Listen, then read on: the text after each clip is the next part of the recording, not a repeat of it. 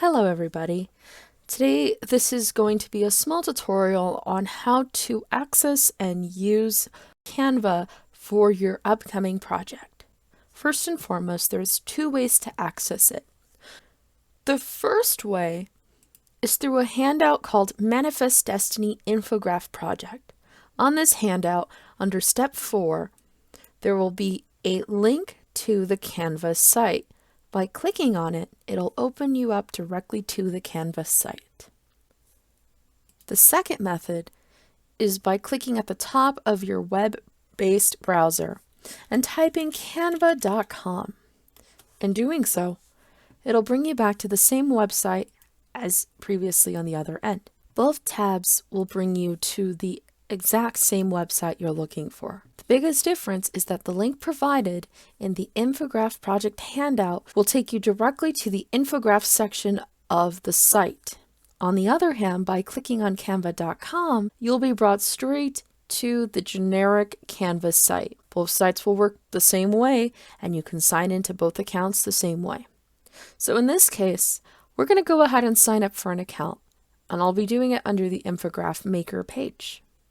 For the purpose of this project, we will be signing up with Google. Here, you'll find your Albert account, and you'll click on it, and it'll automatically generate an account. Upon making your account, you'll encounter an entire plethora of options. The option you'll be looking for here is Student.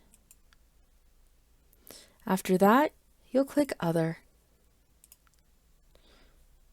Right here, you'll want to skip.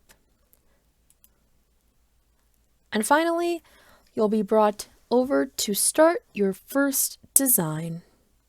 From this window, you'll want to reach down and click the Infograph option. That will open a brand new window that brings you to your current and ongoing workspace. So now we're here with a blank template.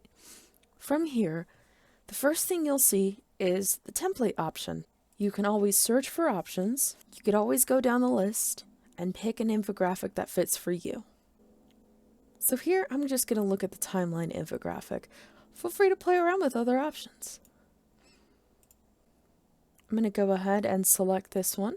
So you might have noticed that there's already text here. Don't worry about it. A lot of the templates already come pre-made with a variety of different approaches, each one to help give the creator a new idea on how to approach their own infograph. So for now, we're just going to leave this be.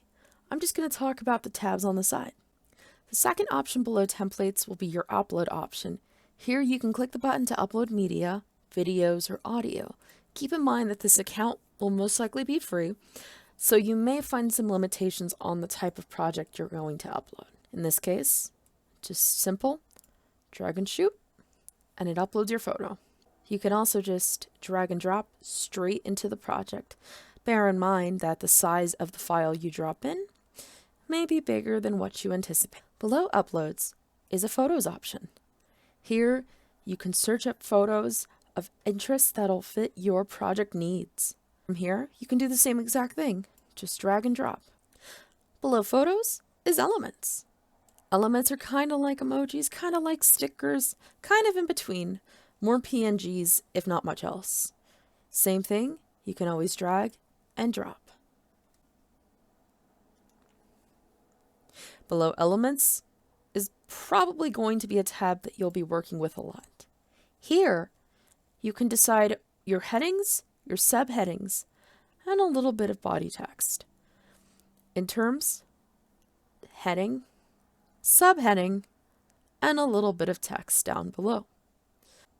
And as you can already see, there is a selection of text that can be used and played with.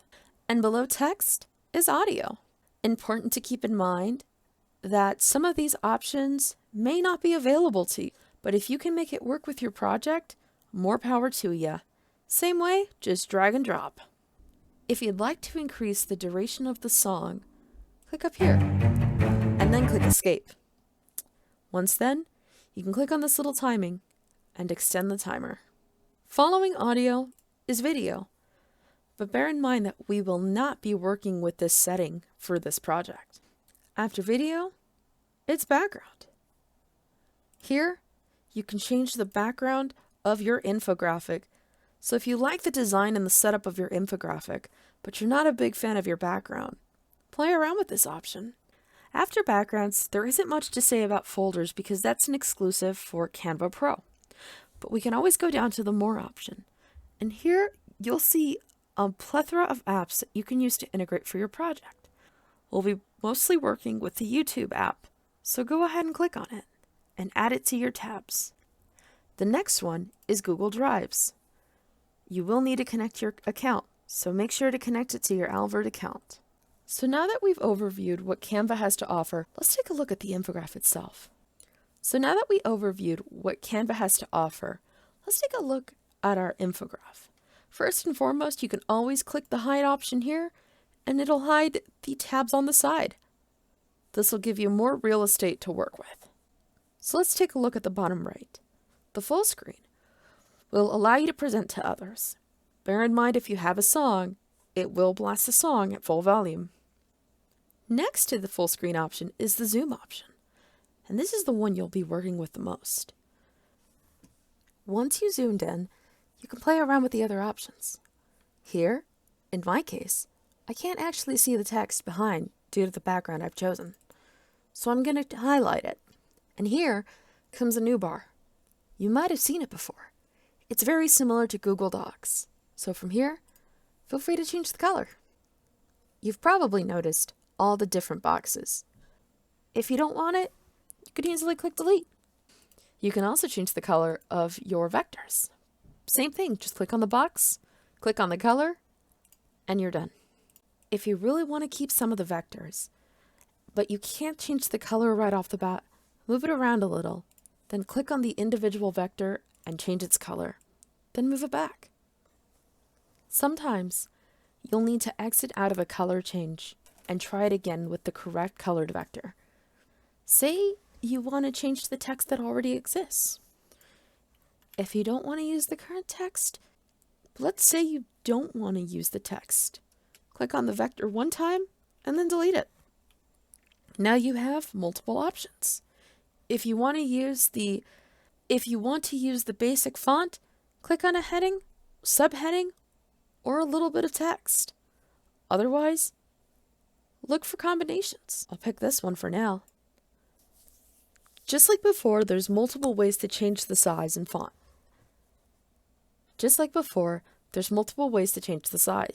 The first one is manual. You can always click on the item and individually decrease the font size. But if you have an idea, you can always just grab the edge of the vector and zoom in. You can also stretch it out. As before, don't like the color? Change it. So the last thing we're going to talk about is space. You can always add more space. Up here, you have 3 options. You can duplicate this page, and it'll generate a second identical. By duplicating the page, you keep the same format you were using. And if you've already wrote and added stuff to your first page, you can always delete and rewrite and revise to continue the flow of the second page. Last 2 things. On this screen, there's a few options we're going to work with. So right here, you have a transparency option. So if there's a picture you really want to use and you don't feel like it's working, click on the Canva itself and click transparency. You can always dim it down to make your work more visible. Same thing with backgrounds. You can always click on the vectors and mess with its transparency as well. Okay, everybody, we'll stop here for now.